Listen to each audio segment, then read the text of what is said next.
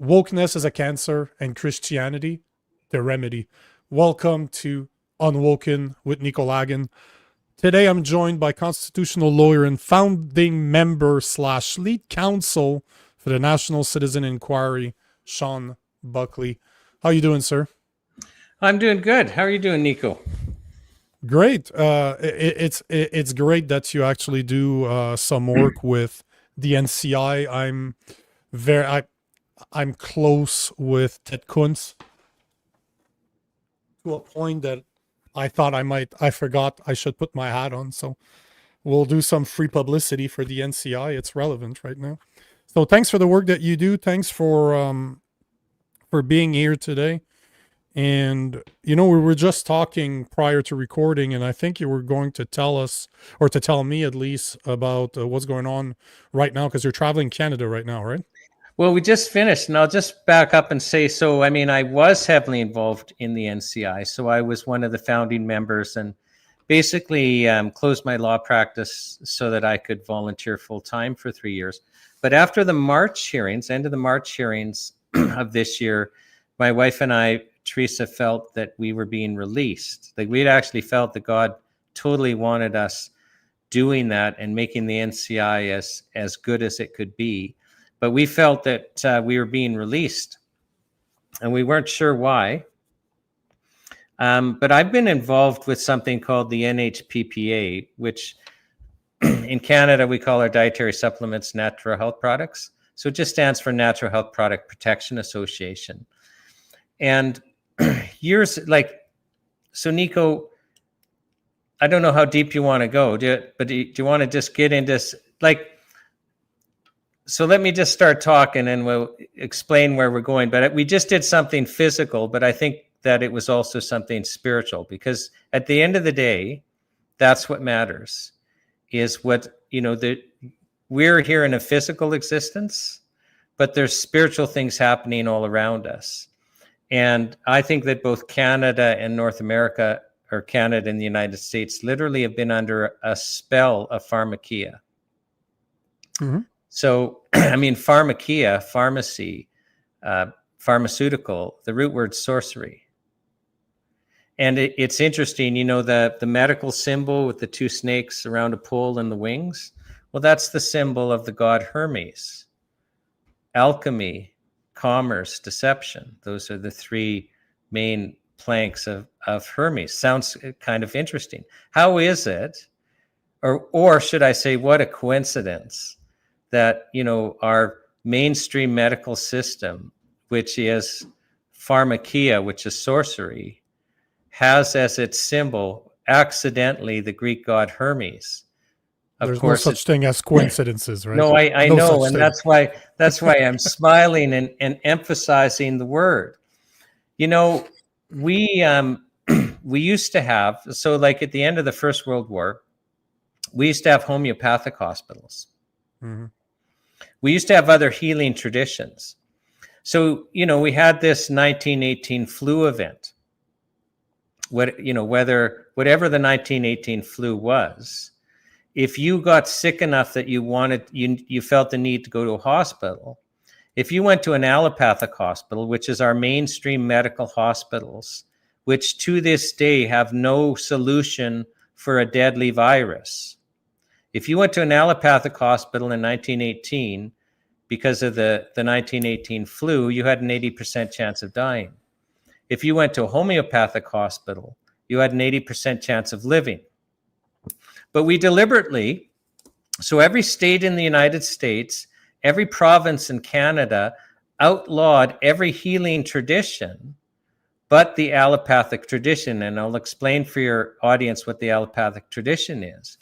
So, but just understand that there was a continent-wide, it has to be a conspiracy because it happened in every province and it happened in every state, where they passed laws defining the practice of medicine to basically include doing anything medical, and then saying only medical doctors, only allopathic doctors can practice medicine. So they outlawed all of these other healing traditions, which have only come back, starting in the mid-70s. When I was younger, there were no health food stores.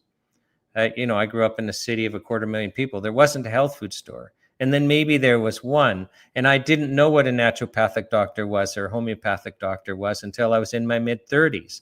This has all come back. So we basically outlawed all of these. And we adopted by design an allopathic model. And allopathic medicine, it's just a philosophy of healing. And what that philosophy is that don't you dare treat the reason why somebody's suffering. Don't you cure anything. Don't you solve the initial problem. Rather, let's help people by treating the symptoms, reducing the symptoms of what's ailing them.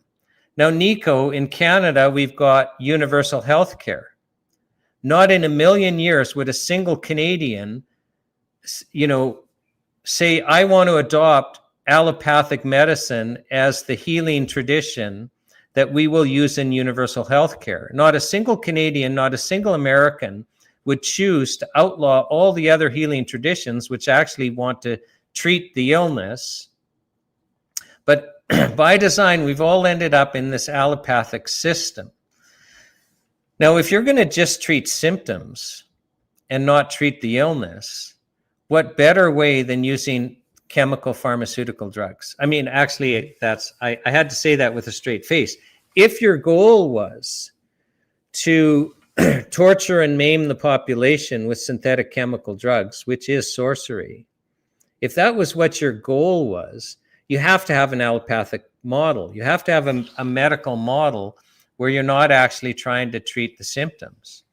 And so let me share with you the drug model. It's the same in both Canada and the United States. But people have to understand how much of a trap they're in. And the drug model basically has 4 parts to it.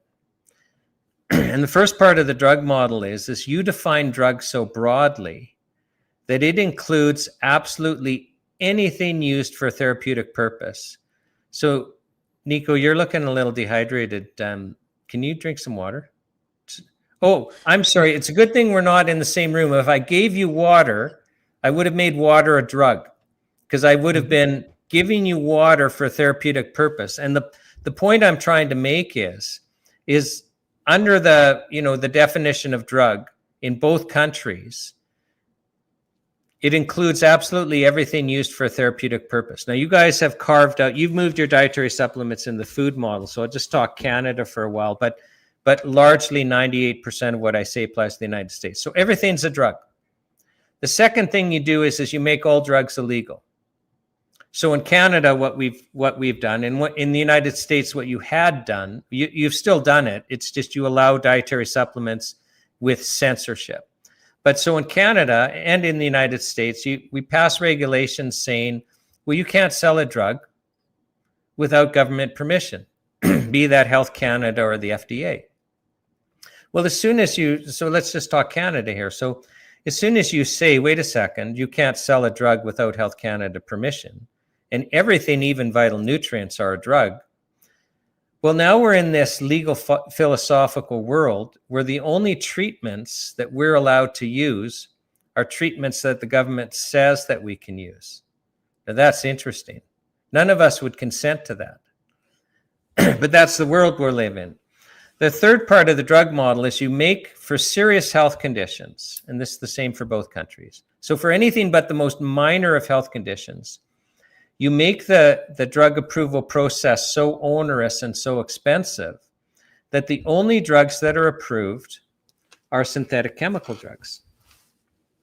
So let's talk Canada. I mean, I'm 60 years old. In my lifetime, every single drug that has been approved for a serious health condition, but for one Primarin, had a patent on it. It's a synthetic chemical and it had a patent. And Primarin is a drug made from, pregnant horse urine, which is so expensive and onerous to make, it might as well have a patent. So how is it then that basically the only legal drugs for serious health conditions are chemicals, novel chemicals? Now, Canadians know this intuitively. Americans do too. I mean, in Canada, if you go to the hospital for, basically anything, the only treatments you're going to be offered, by and large, and I appreciate there's exceptions, but they're rare. By and large, the only treatments you're going to be offered are synthetic chemicals that had a patent when they were approved, or surgery. We also offer surgery, but as far as non-surgical interventions, you're going to be offered chemical drugs. Well, that's absolute madness. If we were to abolish our drug laws and, you know what, there's 8 billion people on the planet, and ask them and say, hey, how do we get good health outcomes for serious health conditions? Nobody's going to come back to us and say, well, I know. Just make it illegal to treat them with anything but synthetic chemicals that don't exist yet. Like, that's madness.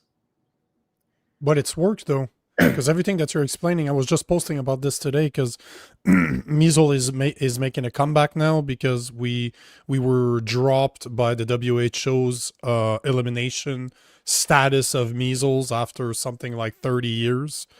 And I was just posting about this earlier, saying, you know, Big Pharma has been so successful that the average Canadian does not remember that natural immunity is a thing, and it is the only thing that will give you real lifelong immunity against things like, let's say, measles, for example. So we've been so conditioned to treat the symptoms and not the root problems. We've been so conditioned to put doctors on the pedestals and to just believe everything that they say, never doubt what they're saying because they know better than we do. Yet natural immunity is built by having a strong immune system, meaning stop treating your body like a dumpster and treat it with the respect that it deserves. And guess what? Your body will take care of you. But we're so scared of being sick that we would rather inject ourselves with synthetic drugs. And I'm not even going to talk about if they work or not. That's not the point. But we're so scared that we would rather inject ourselves, and COVID was a perfect example, inject ourselves that's not even tested properly, instead of simply taking care of ourselves. But it's not surprising that the average North American, 40% of us are obese, and another 30% of us are overweight. So less than 30% of people in North America are actually considered somewhat healthy. Well, it's insane. We've got to talk nutrition in a moment, but you know, let's understand that, you know, our chemical drugs are likely the single cause of death, leading cause of death in both Canada and the United States. And we're not allowed to speak about this. And then let's not forget, and like I say, we got to get to nutrition because this is part of literally the evil of what's going on. But, you know, Nico, this NHPPA, we just did an online health show. So we basically, you know, marched across Canada holding live events, but we're broadcasting during the day. And all of that's on our website for people to watch. We did something that's never been done before. And that is we had ordinary Canadians sharing their stories about how they're only alive or they were disabled until they came across natural remedies, including just basic nutrition. But I got shocked. I didn't realize how bad it was. And so let me just share a story with you. Just to try and get to your audience to understand that this entire allopathic chemical drug system we're in, literally it's legalized torture.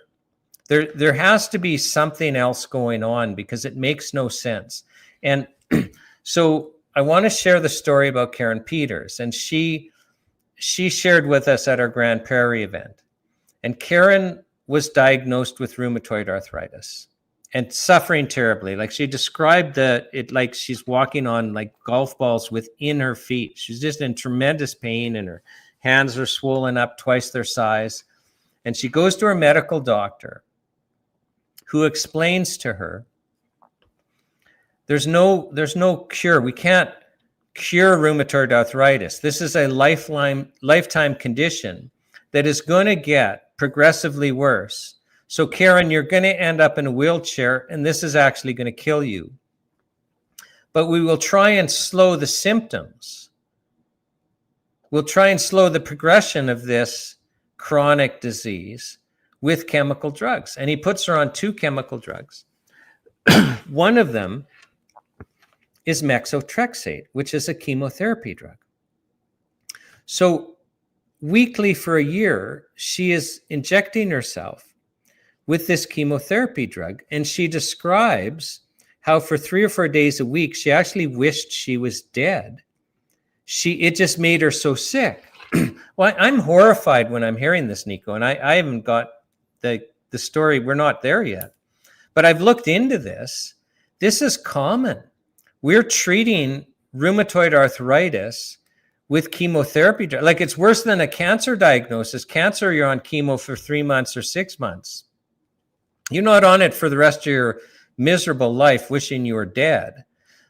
So after a year of this, a friend says, you've got to go see a naturopathic doctor. And she's like, no, they're not trained like the medical doctors. And the joke is they're more trained than the medical doctors.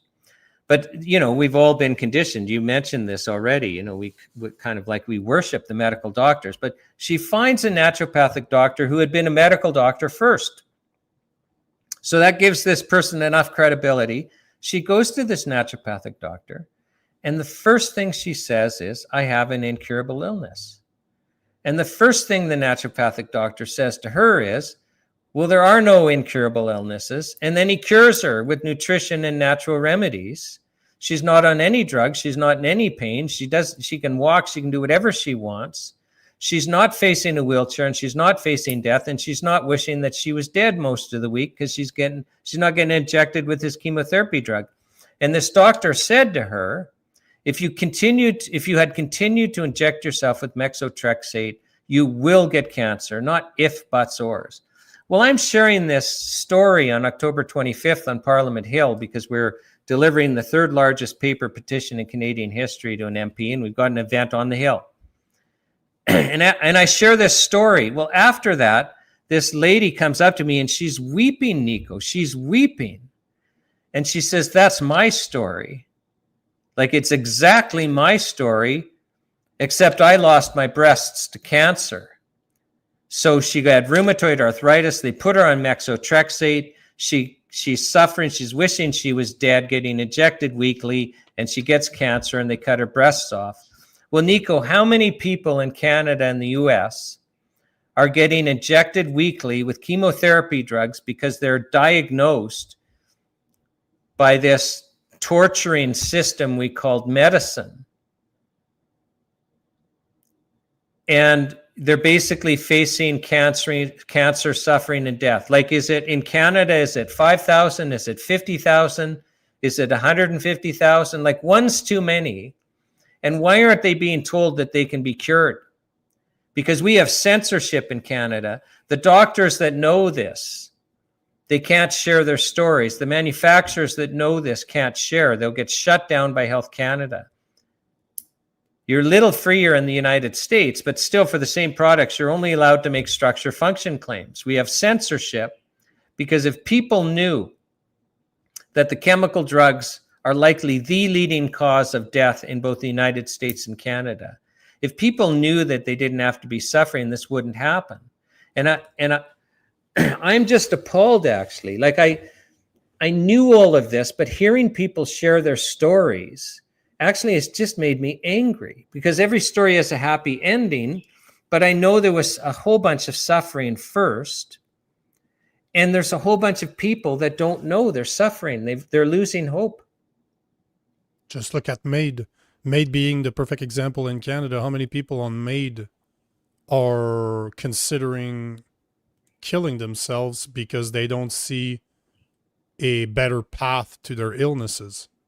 Like, how many people, and it's not just, it's not just for people that are dying physically. It's also the same. They're thinking about extending MAID to mature minors with mental illness. This is something that they're actually talking about. So in the next couple of years, they want to extend it to people over 18 with mental illnesses. You mean people under 18?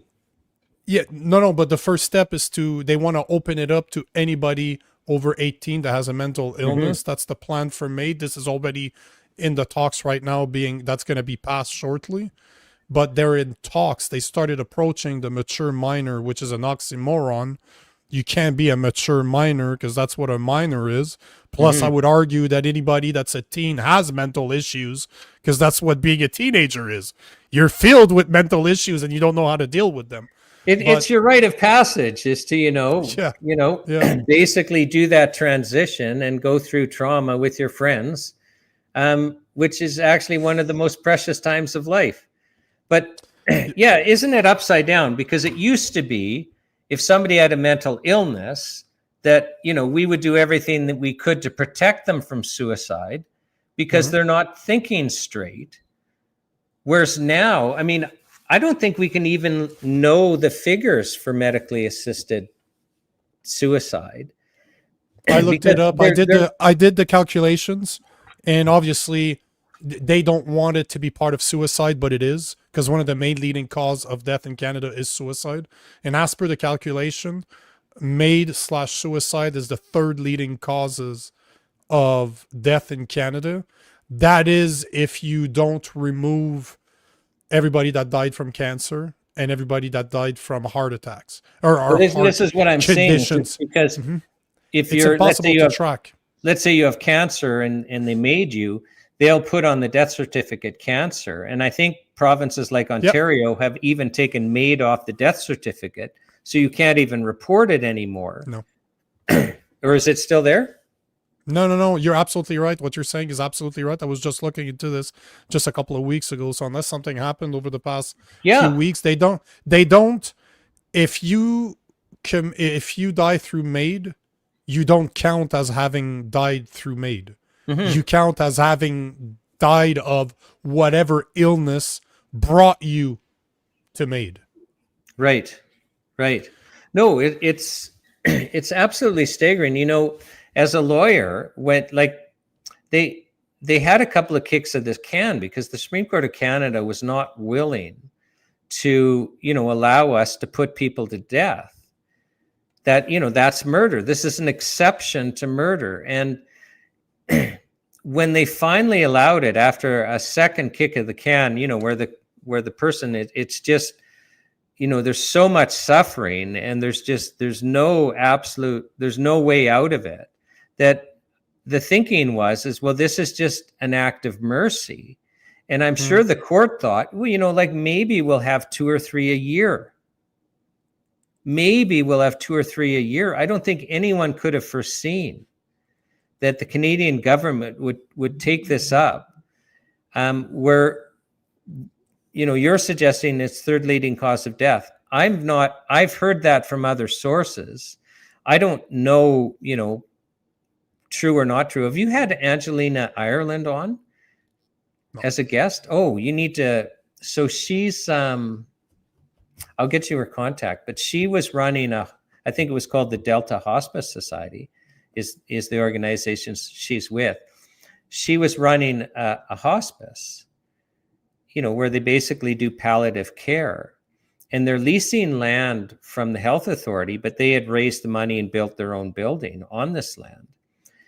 And they were basically told, well, you have to include medical assisted, death as an option. And they refused because they're Christian based, and they basically were kicked out of their building. Lease canceled, and then the health authorities now stepped in and is running the hospice and is allowing, medical assisted suicide.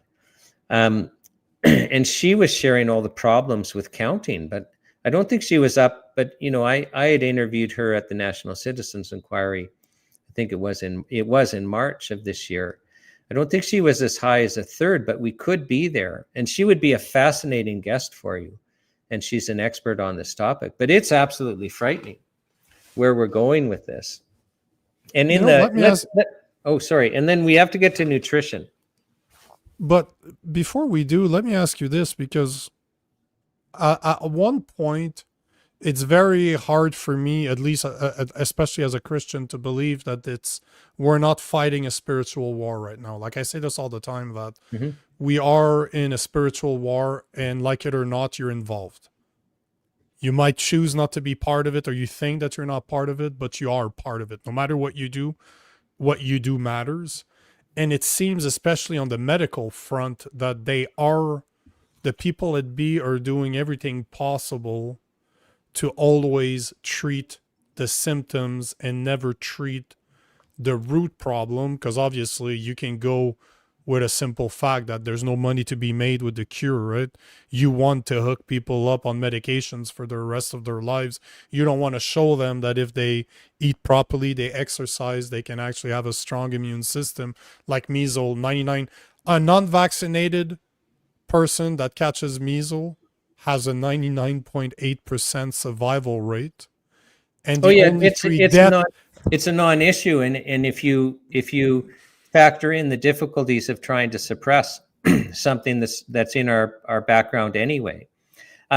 We had, I think it was at the Vancouver hearings of the National Citizens Inquiry, pediatrician, I want to say it's either, his last name is Young, Dr. Young, and or Paul Thomas, Dr. Paul Thomas. So anyone can go to the NCI site, Dr. Paul Thomas.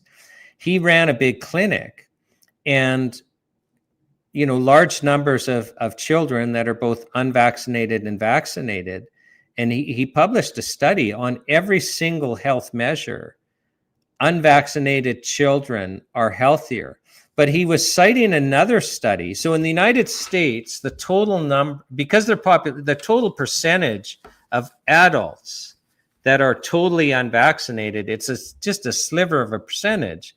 But because there's 400 million of them, of Americans, it's a large sample size. And so there was a study that looked at unvaccinated adults. Do you know what the rate of heart attack is in unvaccinated adults? It's 0. Basically every single disease. Do you know what the cancer rate is in unvaccinated adults? 0. Do you know what the diabetes rate is in unvaccinated adults? 0. It's like we've absolutely gone mad. Let's talk about nutrition. So in Canada, we have 2 organizations that have control over our food supply, Health Canada and the Canadian Food Inspection Agency. Nico, I wish this was a rhetorical question, but our food supply is so filled with chemicals and so toxic that, if I ask the question, is it possible that we could have more toxins in our food? Is it possible for our food supply to be more toxic without the population popping and going, we can't stand this anymore? What's going on? Like, it's almost like if the goal was to have our food supply as toxic as possible without the population reacting, I think we're there. It is our food is so filled with toxic chemicals. Everyone watching this, just to pick an example, has glyphosate in them. There's no safe amount of glyphosate in you.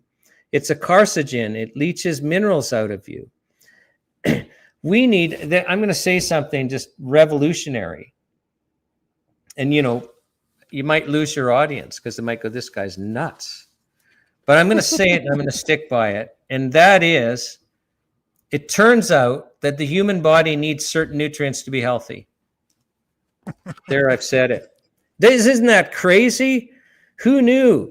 On this World's Greatest Health Show that again, it's online at nhpp.org. At the Vancouver event, we have Udo Erasmus come as a speaker, and he's like basically the world authority on healthy fats. He's the guy that taught us about omega-3s and 6s and the dangers of unhealthy fats. And he was saying, look, there's this, we know what the essential nutrients are.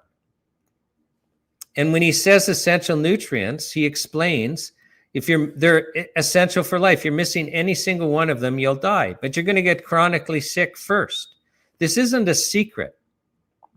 We need certain nutrients, both to be alive and to avoid chronic illness, to be healthy. The USDA, they measure the nutrients in our food supply, like they regularly surveying them. And, since 1900s, then our vital nutrients have gone down and down and down. And I think it was in their 1949 report. I could be wrong on the year, but it's around then. They basically sounded the alarm and said, you can't be healthy by eating anymore. And they actually list, the chronic diseases we get. They say, if you're missing this nutrient and this nutrient, here's the chronic disease you get. And this nutrient and this, here's the chronic disease. This isn't a secret. You can no longer in North America, even if you're eating organic and eating raw and doing everything you can't get what you need to be healthy. You must supplement. And here we are in Canada, where we actually have to get Health Canada's permission to sell vital nutrients, like vitamin C or vitamin D. You actually need to get the government's permission, and the government prohibits you from selling it in dosages enough for you to be healthy. Like it's illegal in Canada to sell you the nutrients you need to be healthy in the amounts you need. Can't even buy raw milk in Canada. No, and that's a different conversation I'm glad to have. But think about this for a second. So first of all, our leading cause of death are the synthetic chemicals that they use to treat our symptoms. But the other two leading causes of death are the toxins in our food and malnutrition. And the medical doctors are not trained to identify malnutrition or toxic overload. I interviewed 3 medical doctors for this health show. And, 2 became homeopathic doctors. And, another became an expert in nutrition. And I asked all of them, well, how much training in nutrition do you get? And it's like 2 weeks. No, it's like 2 hours, half a day. Oh, God, no, it's not 2 weeks. No way. So, but why would you train allopathic doctors to identify the symptoms of malnutrition? Because they're not there to solve the problem. They're there to diagnose your illness. Oh, you have these symptoms. Here's the illness. And then they're to treat the symptoms of the illness with the leading cause of death, chemical drugs. This has to be by design. This is the problem. Like, I remember I shared with you Karen Peters, and she's getting injected with chemotherapy drugs for rheumatoid arthritis. We could use many adjectives. I use the adjective evil. That's evil. To basically create a food supply that's toxic and creates chronic illness with both toxins and malnutrition. And then to treat us with synthetic chemicals that are a leading cause of death. I call that evil, Nico. This is beyond misguided. This is beyond, money. There's something philosophically, this is a spiritual failing. I think that, and again, I shared with you, the medical symbol is the symbol of the god Hermes. Deception, alchemy, commerce. That's our medical system, isn't it? Deception, alchemy, commerce. It fits. We're basically in this trap, and it has to be. And so why don't we talk about the mainstream medical or mainstream media? It has to be we're under a spell, Nico. Because people know these chemical drugs are dangerous. People know that our food supply is toxic. People know that we can't get what we need from our food supply. And this is by design. Like, our government regulatory bodies, the FDA and Health Canada, could require that there has to be labeling of the vitamins and minerals that should be in your different foods and the amounts that are actually in there, which would then force our food industry to start fertilizing broadly so that our food was food again and we had the nutrients we needed to thrive and be healthy instead of chronically sick. But it doesn't happen by design. And our problem is we've trusted the government, but that's because we've been taught to trust them. Like, our biggest enemy is the mainstream media. So let me ask you this. You're not going to get an argument from me. It's all by design. I don't tend to underestimate my enemies. I give them the credit that they deserve. They're not stupid. They know what they're doing. They're playing the long game, and this is something that's been going on. It has taken us generations to be indoctrinated to the point that we will believe everything that our doctors say, that our media is going to tell us. And again, that's by design. But considering, if we agree that it is done on purpose, that it is done strategically, that it is done by design, what do you believe is the end goal? Oh, well, I mean, the end goal is what we're living. So obviously by design, we want people to die from taking chemical drugs, and we want people to be chronically sick, and we want people like Karen Peters and, the hundreds of thousands of others with rheumatoid arthritis that are being injected with chemotherapy drugs. We want them to suffer terribly because these are predictable results. A better question, which I don't know the answer to, is why do so many people within this system participate in it?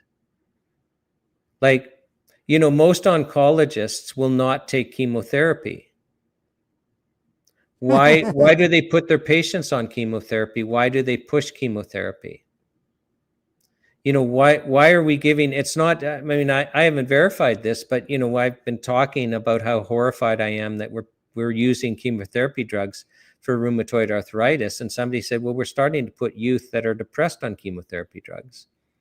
It wouldn't surprise me. That may be true. It may not be true. I mean, we all hear, it's just, I'm willing to believe it's true just because of all the other awful things we do.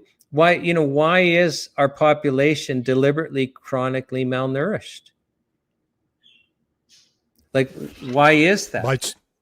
By choice. It's done. Well, it's by design. It's by design. And so, it's above my pay grade to know their motivation, but like you, I believe we're in a spiritual war. And what I think has happened, I don't know. What I think has happened is that our political elite has become corrupt spiritually. Oh, that's for sure. That is 100%. And so this is just one of the several manifestations. I mean, it seems like Western civilization is being taken down. And part of that is to make the population sick, chronically sick and ill. So, yeah, I mean, this is, I think the way we get back from this is everyone has to understand that you're responsible for this happening. Yeah. So if you know somebody with rheumatoid arthritis, get them to watch the health show, share with them this interview. I can put them in touch with Karen Peters, and she can, and others, and they can, there's hope and there's a way out. We have, people have to really come to understand how censored we are in the mainstream media. Like it's, actually where people get their news from based on what they believe. Yeah, the thing is, and a perfect example is a clone meat. I don't know if you heard about this, but over the past few days, Health Canada has lifted their ban on clone meats. So soon they will be in our food supply, and they will not need to be labeled as such. So they will be sold. What is cloned meat? They basically clone animals in a laboratory. So they will take, remember Dolly, the sheep that was cloned like 20, 30 years ago, however long it was? That's what they plan on doing. But so basically, the interesting thing there, Nico, is let's just deconstruct that for a second. Because surely to goodness, it is cheaper to just have animals reproduce. They consent to the activity. They're wired to reproduce. So no, it has to be cheaper. I mean, let's just take cattle. I mean, you put a bull in the field and the bull does the bull's job. Now, it would only be cheaper if you're running on the assumption that the animals are being bred and are being brought to the perfect level, like to when they need to be killed. They're treated the same. But I guarantee you that a lab-grown animal is not going to roam anywhere. It will probably just stay in an ambiotic sac and be developed there. Not only that, but it wouldn't surprise me that the technology is there to advance the maturing of animals. So it might not take 2 See years, that, 3 and years that to then you're get them. talking genetically modified. But I mean, just if but we're talking cloned, I'm of just course, that's what wondering if there's something else going on. That's why I'm saying, like, because this is new to me, and it seems to me, it sounds more expensive to me. It sounds like you'd have sicker animals to me. Is there some it other would be. purpose? Is there some other purpose to this? Like, I don't know. We're just speculating, but how is this good for the consumer? But Like, it's not. how is this It's healthy not. for us? It's not. 100% it is not. It is not good for us in the slightest. And again, that's by design. That's Right, why I but asked you the question, what's the intention behind it? but let's just talk about the failing here. Is, so Health Canada is going to allow this, right? Health Canada is Yep. going to allow this. Well, why is it that Health Canada gets to be the arbitrator of what is allowed and what isn't allowed? Because basically, I mean, I've said the leading cause of death are chemical drugs. Well, really, the leading cause of death in Canada, in my opinion, is Health Canada, which has taken control over our food supply and made it toxic, and made it so that we're chronically malnourished, and made it so that the only legal treatments for serious health conditions are themselves our leading cause of death. These chemical drugs. So our problem is that we actually don't take responsibility ourselves and say, well, I don't care what the heck Health Canada is doing. I'm going to take control over my own food supply, and I'm going to start demanding that the grocery stores and everyone else, like, if en masse we started demanding, well, how many nutrients are in this? We educated ourselves of what our food should be, and we basically took responsibility ourselves. The problem is we've allowed the government to take responsibility. Well, the leading cause of death in history is government. How is it? Like, what I don't understand is and I was there, like, we just did this health show and we're doing all these live events. And I mean, I'll share with the audience. I'll say, look, when I went to a grocery store 20 years ago, I knew, that processed food wasn't good for me. And I knew there were chemicals in our food supply. But, really, honestly, I wasn't that concerned about our food. I thought I'd be okay. And do you agree with me? And everyone agrees with me. Like, we thought it was okay. We thought that our government was taking care of us. Yeah, it was getting a little out of control, but we thought we're okay. We weren't okay. And we're not okay. And if, the fact that we'd even care what Health Canada approves or doesn't approve tells us we're still under a spell. An agency could not put us in more danger than Health Canada's put us in. It's not possible. And the only reason that it's been possible for it to get us out of control as it is somehow we have been put under a spell or brainwashed where we think that they're there to help us, where we think that their approval or disapproval is in any way meaningful, when they're the most dangerous organization in the history of this nation. I don't know how. You said accountability earlier, and that's what it comes down to. The average individual, and that's not just in Canada, that's most of the world now, will not take accountability for their actions. They don't want to be responsible for making decisions. We literally go from living with our parents and having them making the decisions for us, to replacing our parents by the government. We leave the house. We leave the house we grew up in to go depend on the government to tell us what we can and cannot do. And I don't know at one point, and this is a question that I've asked the audience many times, that I've asked my co-hosts many times, at which point does it become stupidity that we can't claim ignorance, laziness, or complacency anymore? Because it's very hard for me, especially right now, considering that our government in Canada is attacking us from all angles. Like, it is not just you have the food supply, they're trying to pass censorship laws, they're in the midst of stealing a majority by bringing people over. And that's if you still believe that voting actually changes something. I'm more of a George Carlin fan, where if voting actually worked, they wouldn't allow us to do it. I don't think voting changes anything. No, nobody's elected. They're all selected. What do you even mean voting? Like, let's talk about myths, political myths. No, but hold on. What I'm trying to say is that if you look at everything that's happening, like, we can talk over the past week, the call that happened in BC, the ostriches that were killed without ever being tested. Then you have the lab grown meat, the actual cloning that is now okay. You have land grabs that's happening in Richmond, BC, where under the guise of virtue signaling, the government is taking away people's private properties. Then you have gun grabs that are happening at this very moment that started in Nova Scotia and Cape Breton. Then you have a government that is trying to steal a majority without ever going to a voting pool, a voting booth. They're trying to pass Bill C2, C8, C9, C63. Then you have the clone meats everywhere that you look. They're even, the Senate is just passed a second reading for UBI, for Universal Basic Income.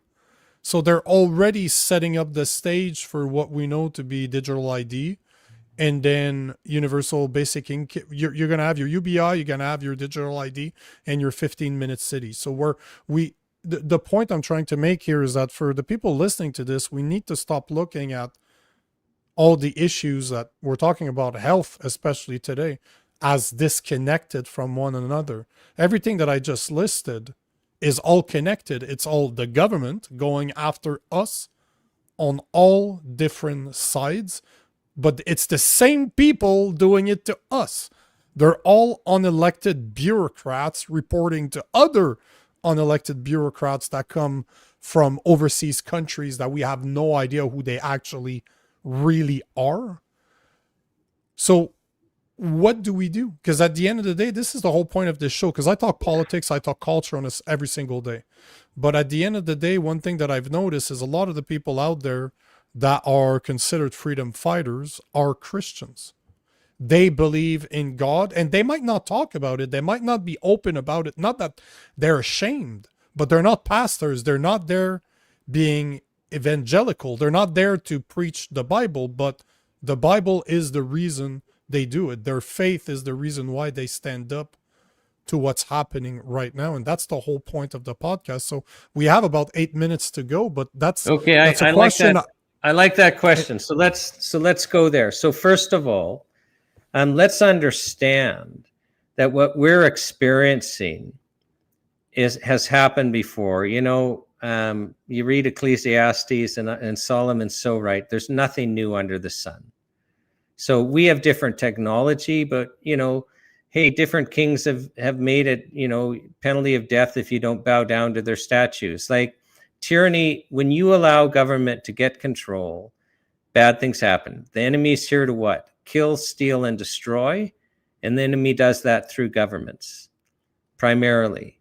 So, well, I mean, look at history. And the more government you have, the more killing, stealing, and destroying you have. But we have had wonderful periods in history. Why is that? Because the person that has authority is God. So let's talk about what's happening here, and let's talk about what our responsibility is. Because the last time I checked, we weren't given a spirit of fear. We were given a spirit of power, of love, and of discipline. And but we were given this thing called free will. And that, you know, that allows the world to go off the rails. It allows a whole bunch of evil things to happen. But actually, all of that works for our good because, you know, Nico, both you and I think, got woken up that we needed to take God seriously, you know, because of COVID and the like. And if we don't face adversity, we can't make the choice to, you know, who are we following? Now, never before in my opinion, never before has God been moving as mightily in Canada, and my understanding is also in the United States, as what's happening now. But let's just talk about Canada. I think we could be on the verge of the biggest moving we've ever seen. I don't believe for a second that he's done with us. And I think that, we're all going to look back and go, well, isn't it absolutely amazing how this turns around? The only reason why things are happening the way they're happening is we've allowed things to get off the rails, meaning we have not, as a people, been following God. We haven't been praying. We haven't been we haven't been loving him with all of our being. And we haven't been loving ourselves or our neighbor like ourselves. And the minute we start doing that, our culture turns around, and then, this madness ends. Let me share with you a story, and anyone can go and watch this.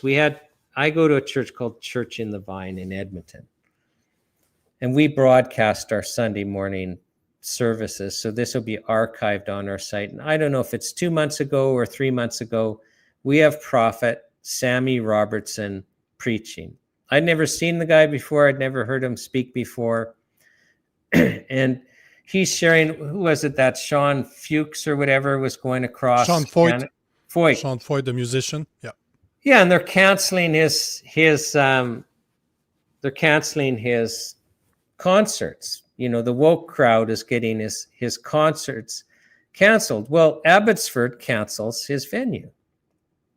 So his, group finds a raspberry orchard on the U.S. border. And my understanding is it's, kind of like one road into this area type thing.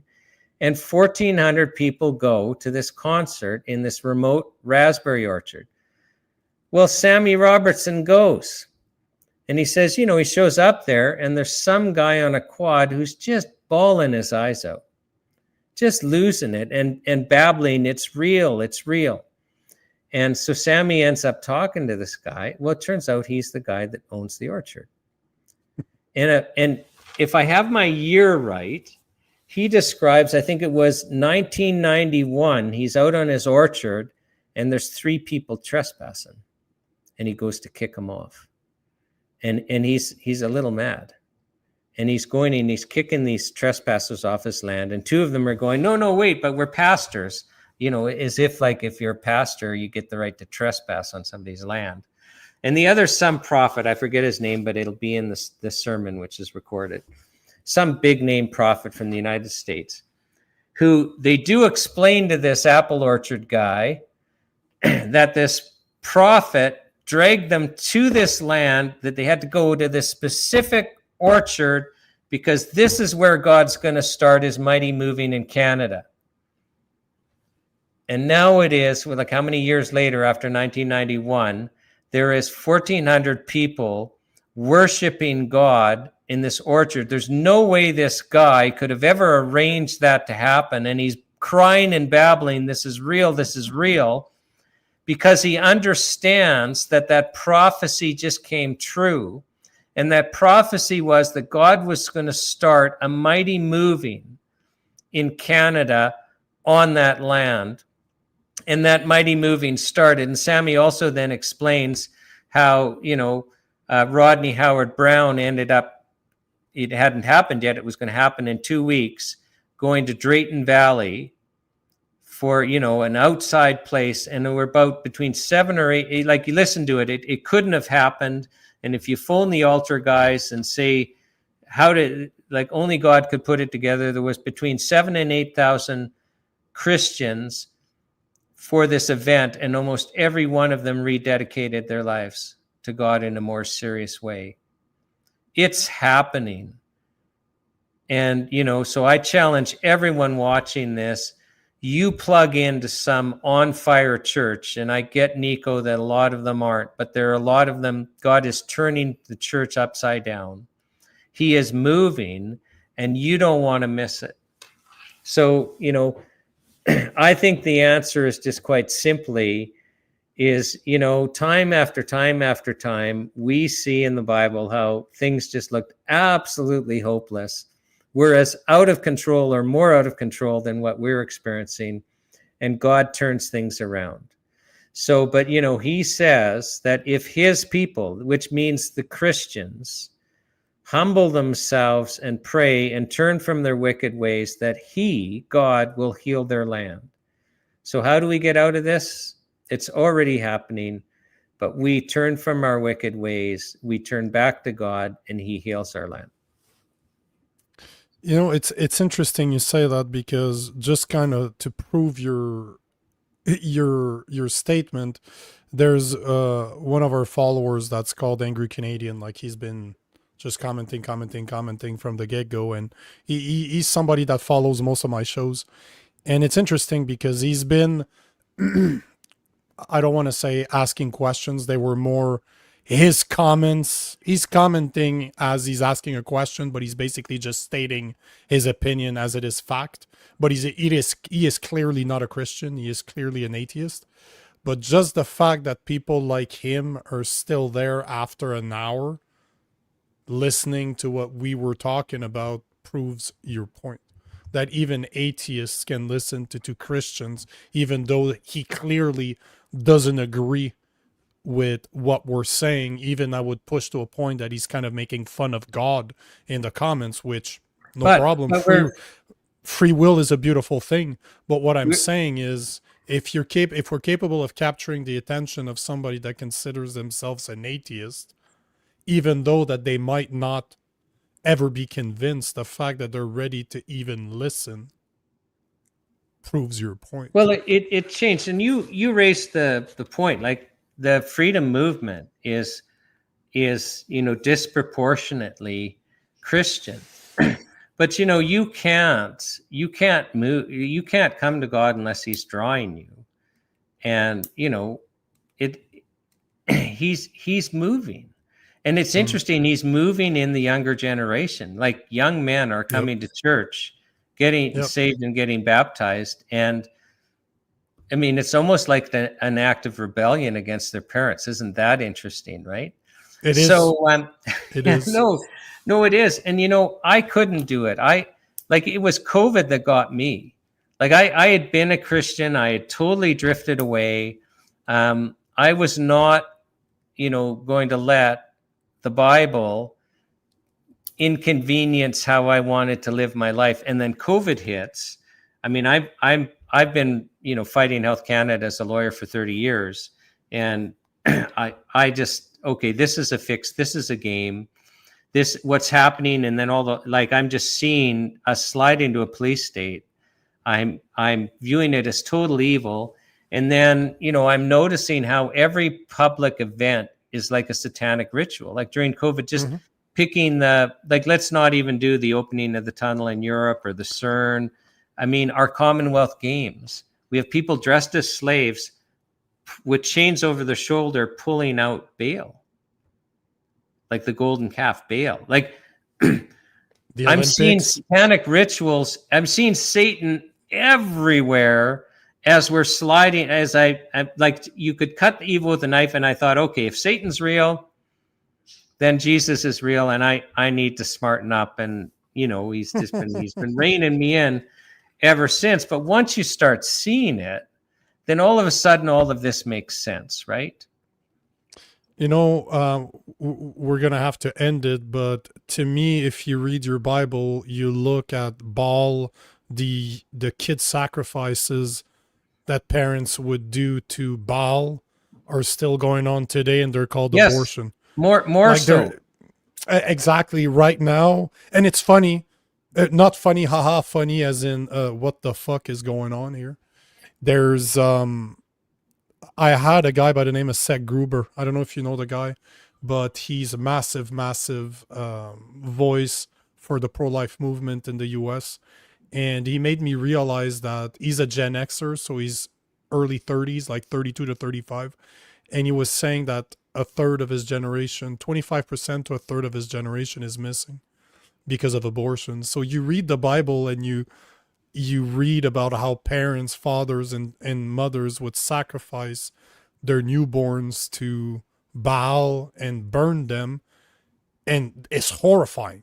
And then you turn around and you look, just in Canada, 100,000 or more abortion took place last year alone. Well, just last year. But, like it's but it's even that, like, so people that support abortion in Canada probably don't support full-term abortion, but they don't understand that literally a baby can be full-term and we'll kill the baby. So the mother could that very day deliver and get to decide, does this baby live or die? And if she decides live, then we're going to do, okay, happy, congratulations, you have a boy or you have a girl, but die. Like, most Canadians that support abortion likely would not support what we're doing with full-term abortions. No, they really don't. Like, I record with a liberal every day. This in 20 minutes, I'm I'm recording a daily show that I do with an anti-woke liberal, and he believes in abortion. And I was able, because I debate people all the time. Like, I've been flown all over the U.S. to debate leftists and woke people, and I always bring it back to common sense. And I can tell you that the common sense understanding is where life begins. I believe life begins at conceptions.